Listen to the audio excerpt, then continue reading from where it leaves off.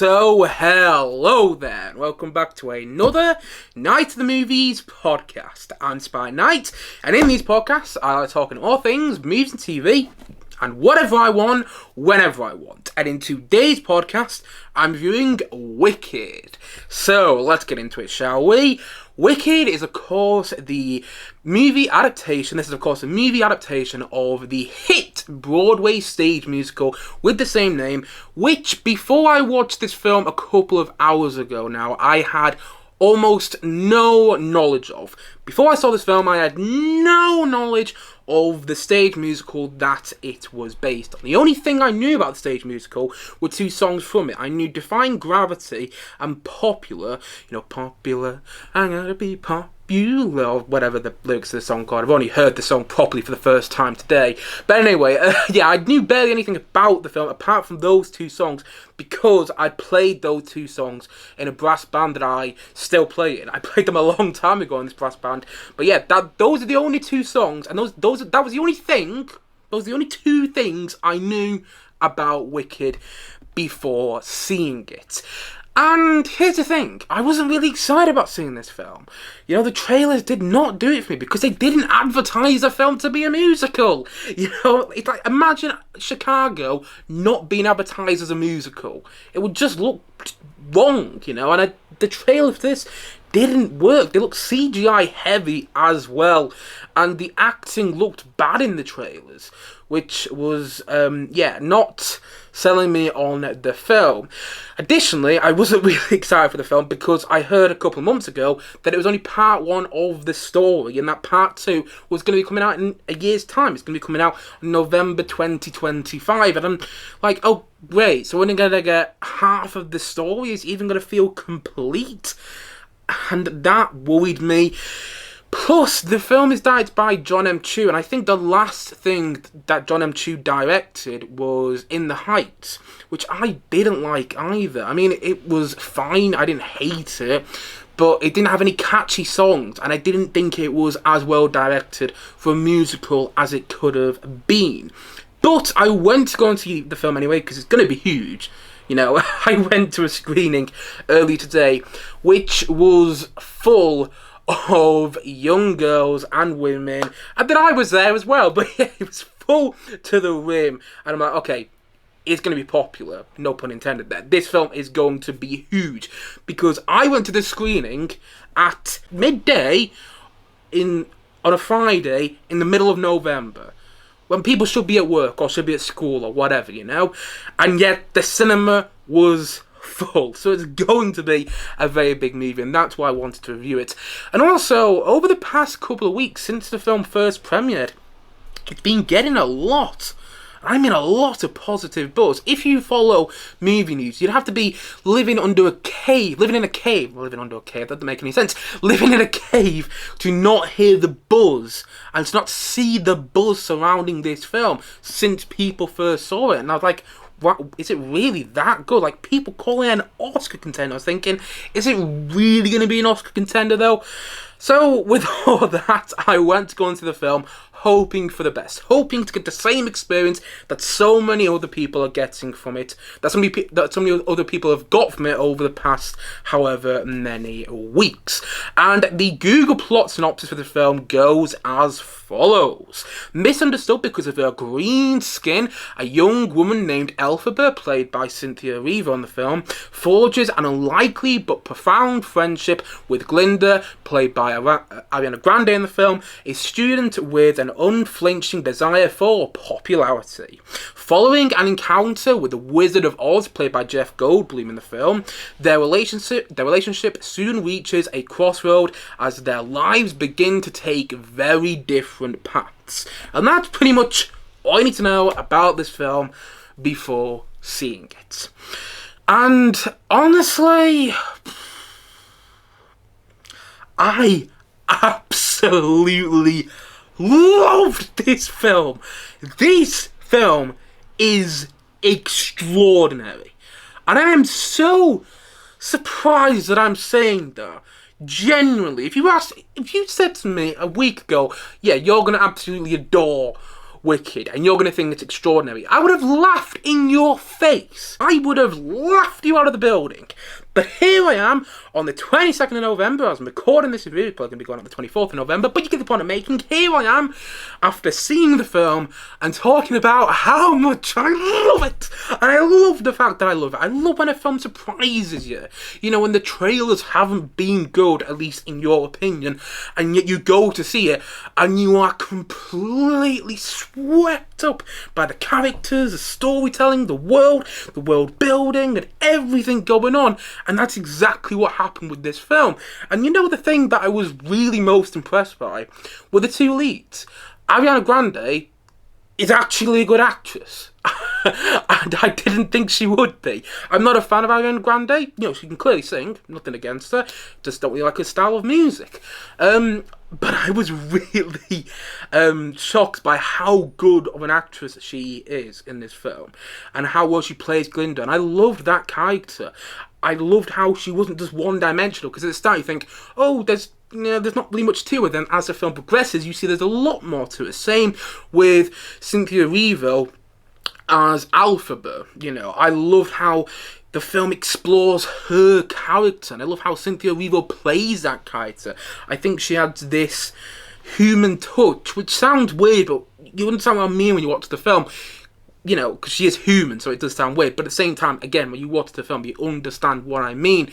She adds this human and this sweet touch to her performance, which I loved, and I loved that character as well, because at the start you think, oh, she's just going to be this sort of character, but then as the film progresses you realise, oh no wait, there's a lot more to her. And I loved seeing that relationship, you know, the relationship between Alphaba and Glinda develop in the film, and those are two characters you just fall in love with as soon as you meet them. They are played perfectly by, you know, Cynthia Erivo as Alphaba and Ariana Grande as Glinda, and I thought them two leading the film was perfection, really. And the musical numbers. I went into the film not expecting much from the musical numbers, in all honesty, because as I said before, I wasn't really impressed by John M. Chu's previous efforts directing musicals with In the Heights, but I was flabbergasted by the musical numbers.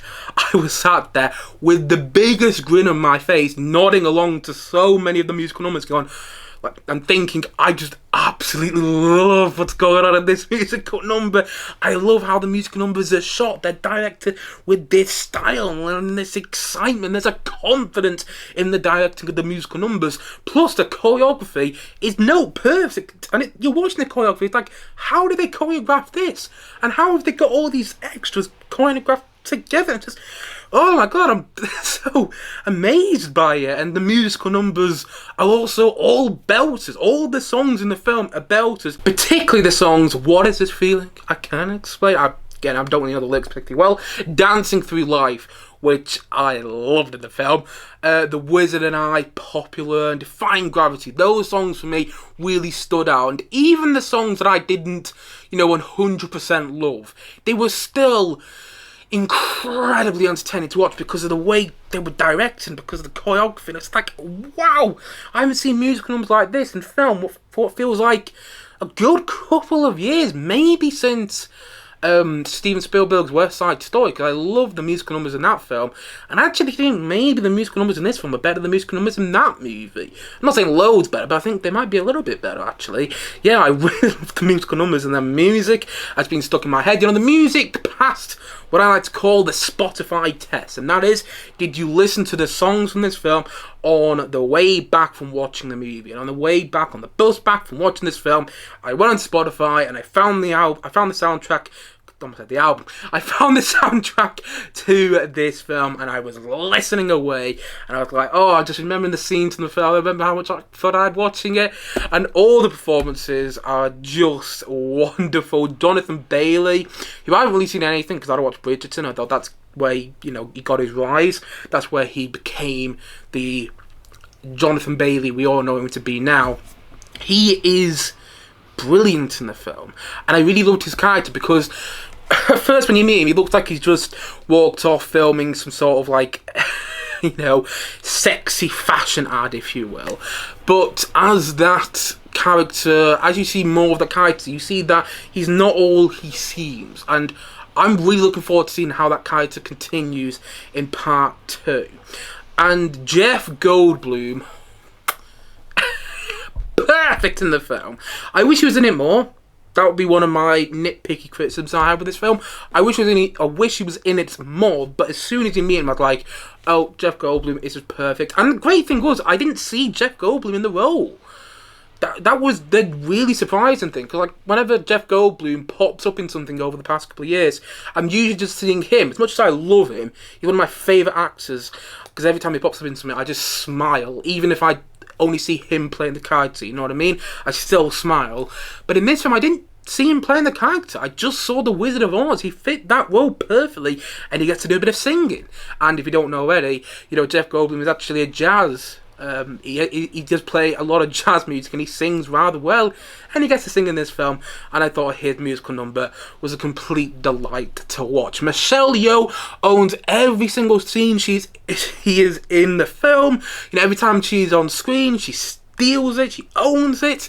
Peter Dinklage, probably best known for playing Tyrion in Game of Thrones, he voices a goat teacher in this film, and I thought, and this is going to sound weird, but I thought he was perfectly cast as a goat. And I love that character. I wish we got to see more of the goat teacher, and I wish that storyline was slightly explored in more detail. It's explored well, and what I mean there is, I'm all over the place with this review, by the way, but it's only because I want to get my thoughts out, just because of my excitement after seeing the film a couple hours ago now. But yeah, there's a storyline in the film with all these animals going missing, and because Peter Dinklage is voicing this goat teacher, he's afraid he's going to go missing. And I would have liked that storyline to be explored in more detail. Still, I liked that storyline, and I thought Peter Dinklage was great. Just loved him as this goat teacher. Yeah, I thought all the performances, even the supporting cast, was just... You could tell they all wanted to make this film as enormously enjoyable as possible. I really think they succeeded. Now, do I have any criticism of the film? Sure, I have some nitpicks here and there, like CGI at times does look off in a way, like you can tell you're looking at CGI in the film. And there's one scene that takes place at a train station. I was like, yeah, the background of the scene looks fake. And I mean fake with a capital F. But that's really it. The film's almost 3 hours long. It's like 2 hours and 45 minutes. And it flew by. Like, the film ended, I was like, that's the end? I mean, I felt like I only just got in the cinema. You know, it does not feel like 2 hours and 40 minutes. It flies by because of this joy and this confidence and this excitement in the storytelling. It really feels like everybody involved in the film loved the stage musical and wanted to adapt it in the best way possible. And I truly felt they succeeded. Even though I haven't seen the stage musical, it felt true at the same time. You know what I mean? And from what I'm hearing, people who have seen the stage musical and fall in love with it, because it's a huge thing. It feels like, and it sounds like, the people who love Wicked and theatre are really enjoying this film. And that's good as well. I'm really happy that's the case. And you know what? I'm really surprised so many people are loving the film, because it's a strange film. It's a very strange film, and I was watching it thinking, I am really... I'm surprised so many people so many people have loved this film. I mean, I'm glad so many people are loving it, but it's just not a film I think would appeal to the masses. I love odd films, and I do think this is an odd film, but that's another reason I love it. And, you know, it is a musical in the end. It's a full-on musical, and if you're not a musical fan, this film won't be for you. And I'm not a huge musical fan at that, but I like a good musical, you know, a properly good musical.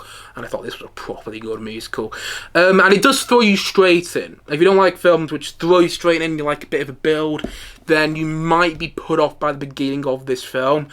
But I think that if you enjoy musicals, and this film has got you a little bit interested, check it out, because you get swept up by the story, which is so engaging, by the characters, which are all compelling in their own way, by the aesthetic of the film, which is one thing I haven't mentioned, but I love the aesthetic. I love the way the film looked, because it felt familiar and new. You know, much of the aesthetic, much of the set design and costume design reminds you of The Wizard of Oz, because if you didn't know already, this is a prequel. At least as far as I'm aware, it's a prequel to The Wizard of Oz.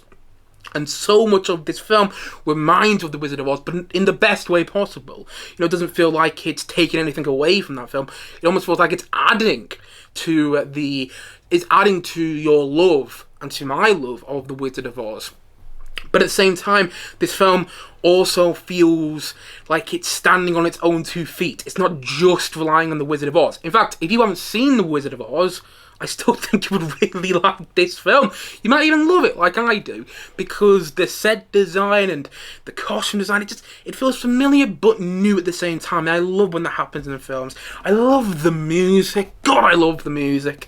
I'm going to be listening to this song over this next weekend constantly, over the next however many weeks constantly. I'm going to go watch this film again, hopefully sometime next week. And I can't wait to. Because I was just so in love with it. And I am so surprised to say that, because I did not think this was going to be my sort of film. But I'm telling you, John and Chu did an absolutely superb job directing. The lead 2 performances are stellar, and that combo of Elphaba and Glinda, you know, of Ariana Grande... Oh wait, sorry, all the way around. Of Cynthia Erivo and Ariana Grande is perfect. The choreography is perfect, and there's this energy to the film. There's a confidence in its storytelling, and yes, it's a long film, but you don't feel it. And I don't think you can't help but be swept up by it and buy into it as well. It's a heartfelt film, and the heartfelt moments work really well. It's just a complete joy. And in case you didn't get this already, I loved it and thought it was extraordinary. And so, all in all, I'm going to say that Wicked, you know what? I'm in a good mood because I enjoyed this film so much. I'm going to say it's a 10 out of 10. Yes, I have my nitpicky problems, like with the CGI and that one scene at the train station that did look fake, but I can get past all that if the experience of watching the film was so fulfilling. And the experience of watching Wicked, for me, was so fulfilling. You know, and I always say that about the best movies. They feel like experiences, and this felt like I'd gone to the Emerald City, like I'd gone to the magical school. I forgot what it's called now in the film, but if you've seen the film, you know what I'm on about. I felt like I'd gone to the world of the Wizard of Oz all over again, and that's what I really wanted. I was so impressed by it. I know I've said that before, but man alive, yeah, I was just. I was sat there with a huge grin on my face throughout almost the entirety of the film. The first 5 minutes, I was like, okay, this is really, really good. And then about 5 minutes into the film, I had this grin, and the grin didn't go away throughout the next 2 hours and 40 minutes, you know? And I just couldn't wipe the grin off my face. And one last thing Dom Scott to mention, the film is only part 1, and I was worried that it was going to feel incomplete. It was going to feel like we hadn't got the complete story. And although we don't have the complete story, I think it ends in a natural way. And it also ends on a high. I left the cinema with a spring in my step because of the way it ends. I'm not going to spoil how it ends, but I thought it ended in the best way. And apparently it ends where the musical has an intermission, or the interval of the musical, you know what I mean? So it makes sense, and I now can't wait to see Wicked Part 2 in 2025. And again, if you told me about a week ago that I would have said that, I would have laughed in your face. But here we are. Wicked Part 1 is remarkable. It's extraordinary. And I can't believe how much I loved it. And it's Part 1. But it still feels complete, which I also loved. God, I loved it. So happy that I did. And so, all in all, as I've already said, I was going to say once more in this podcast today, Wicked is a 10 out of 10 from me.